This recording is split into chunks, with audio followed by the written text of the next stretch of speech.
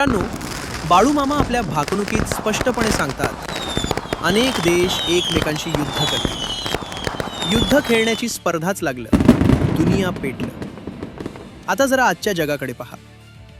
Russia आणि युक्रेनचं युद्ध थांबायचं नाव घेत नाहीये.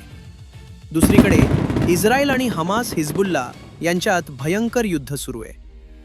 या युद्धात अमेरिका, इराण, युरोप असे अनेक देश हळूहळू ओढले जात आहेत. युद्ध खेळण्याची स्पर्धाच लागेल, या मामांच्या वाक्याचा अर्थ काय? आज प्रत्येक देश दुसऱ्यापेक्षा जास्त घातक शस्त्रास्त्रे, ड्रोन आणि अण्वस्त्रे बनवण्याच्या स्पर्धेत उतरलाय. दुनिया पेटल हे शब्द नुसते शब्द नाहीत, तर तो तिसऱ्या महायुद्धाचा थेट आणि स्पष्ट इशारा आहे. या महायुद्धाचा परिणाम काय होईल? मामांच्या भाकणुकीतील पुढचे शब्द ऐकून भल्या भल्यांना घाम फुटेल. मामा म्हणतात, मुस्लिम राष्ट्र जगातून उद्ध्वस्त होईल, जगाच्या नकाशातून पुसून जाईल, आंतरराष्ट्रीय जगाची बाजारपेठ बंद पडेल. तुम्ही विचार करा, जेव्हा एखादा देश नकाशातून पुसून जाईल असं एक संत सांगतो, तेव्हा त्या युद्धाची पातळी किती भयंकर असेल? आज मध्यपूर्वेत जे चाललंय ते पाहता या विनाशकारी शस्त्रांच्या हल्ल्यात संपूर्ण राष्ट्र बेचिराख होण्याची शक्यता निर्माण झाली आहे.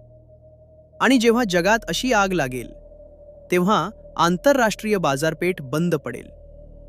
आजच पहा, युद्धांमुळे जहाजांची वाहतूक थांबत आहे. पेट्रोल, डिझेल आणि गॅसचे भाव गगनाला भिडत आहेत. महागाईचा भस्मासूर वाढून जगातील व्यापार पूर्णपणे ठप्प होईल, हे मामांनी आधीच डोळ्यांनी पाहिलं होतं. आता लक्ष देऊन ऐका, कारण इथून पुढे ही भाकणूक आपल्या थेट उंबरठ्यावर येते. या जागतिक महायुद्धात सर्वात मोठा धोका कुणाकडून असेल? मामा सांगतात, कोरिया, चीन देश जगासाठी घातक ठरतील. शहरे उद्ध्वस्त होतील. चीन देश भारतावर आक्रमण करेल. काळ रात्र येईल, सावध रहा. आज आपण पाहतोय, उत्तर कोरियाचा हुकुमशहा रोज नवीन क्षेपणास्त्रांच्या चाचण्या करून जगाला धमक्या देत आहे. आणि चीनची विस्तारवादी नीती संपूर्ण जगासाठी डोकेदुखी ठरली आहे.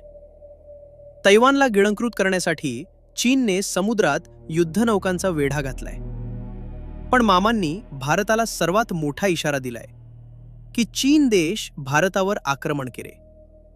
लडाख, डोकलाम आणि अरुणाचल प्रदेशच्या सीमेवर चीन आज जे कुरापती काढत आहे, ते याच मोठ्या आक्रमणाचे संकेत आहेत. युद्धाची ती काळ रात्र जवळ येत आहे. पण मित्रांनो, या जागतिक प्रलयात आपल्या भारताचं काय होणार? जेव्हा चीनसारखा बलाढ्य देश आणि पाकिस्तानसारखा कपटी शेजारी एकाच वेळी भारतावर चालून येतील, तेव्हा आपला देश टिकेल का? घाबरू नका, कारण इथंच बाळूमामांनी प्रत्येक भारतीयाच्या डोळ्यातून आनंदाश्रू आणणारी घाबरू नका, कारण इथंच बाळूमामांनी प्रत्येक भारतीयाच्या डोळ्यातून आनंदाश्रू आणणारी आणि अभिमानानं छाती रुंदावणारी भाकणूक केली आहे. मामा सांगतात, भारतीय सैनिक छातीचे ढाल करून लढत राहतील. देशावर होणारे आक्रमण परतून लावतील. भारत पाकिस्तान छुपे युद्ध सुरूच राहील. पाकिस्तान राष्ट्राचा चौथाई कोणाकाबीज करतील. मित्रांनो, जेव्हा जगावर हे महासंकट येईल, तेव्हा भारताचे वीर जवान हिमालय पर्वतात आणि रणभूमीवर हिमतीची भिंत बनून उभे राहतील. चीनचे कितीही मोठे आक्रमण असू दे, आपले सैनिक ते परतून लावतील. आणि सर्वात मोठी गोष्ट म्हणजे पाकिस्तान, जे आजपर्यंत भारताशी छुप युद्ध करत आलंय, दहशतवादी पाठवत आलंय, त्या पाकिस्तानला भारत अशी काही धूळ चारेल की पाकिस्तानचा 1/4 भाग म्हणजेच पाकव्याप्त काश्मीर कायमचा भारताच्या ताब्यात येईल. बाळूमामांनी स्पष्ट सांगितलंय की सरतेशेवटी विजय सत्याचा आणि भारत मातेचाच होणार आहे. तिरंगा डौलानं फडकणार आहे.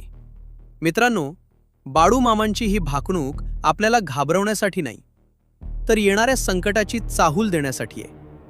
एकीकडे विज्ञानाच्या आणि अहंकाराच्या अतिरेकामुळे जग विनाशाकडे चाललंय, तर दुसरीकडे भक्ती, सत्य आणि शौर्याच्या जोरावर आपला भारत यातून खंबीरपणे उभा राहणार आहे, हा बाळूमामांचा आशीर्वाद आहे. बाळूमामांच्या चॅनलवरती नवीन असाल तर सबस्क्राईब करा आणि व्हिडिओ लाईक करायला विसरू नका. धन्यवाद. जय बाळूमामा. बाळूमामांनी केलं मेलेल्या मुलीला जिवंत. 11 वर्षांची मुलगी मृत घोषित झाली आणि दुसऱ्या दिवशी सकाळी ती स्वतः उठून बसली. हे कसं शक्य आहे? कर्नाटकात हावेरीजवळ बंकापूर नावाचं गाव. मामा आपल्या धनगर बांधवांसोबत तिथे गेले होते. सगळं सुरळीत चालू होतं. पण अचानक कंपूमधील एक 11 वर्षांची मुलगी वारली. आई वडिलांचा आक्रोश, सगळीकडे रडारड, वातावरण शोकमग्न. इतक्यात मामांना बातमी कळली. मामा शांतपणे लोकात आले आणि ठाम आवाजात म्हणाले, कोणी रडायचं नाही, गडबड करायची नाही, जणू काहीच घडलं नाही असं समजून आपापलं काम करा. पुढे काय होतं ते बघा. क्षणभर सगळे थक्क. पण मामांवर श्रद्धा होती. सर्वांनी रडणं थांबवलं. मामांनी त्या मुलीच्या देहावर एक धोतर झाकलं आणि ते स्वतः समाधी अवस्थेत गेले. एक रात्र, संपूर्ण दिवस, आणखीन एक रात्र, कोणीच हललं नाही. श्वास रोखून सगळे वाट पाहत होते. आणि दुसऱ्या दिवशी सकाळी जसं एखादं मूल झोपेतून सहज उठतं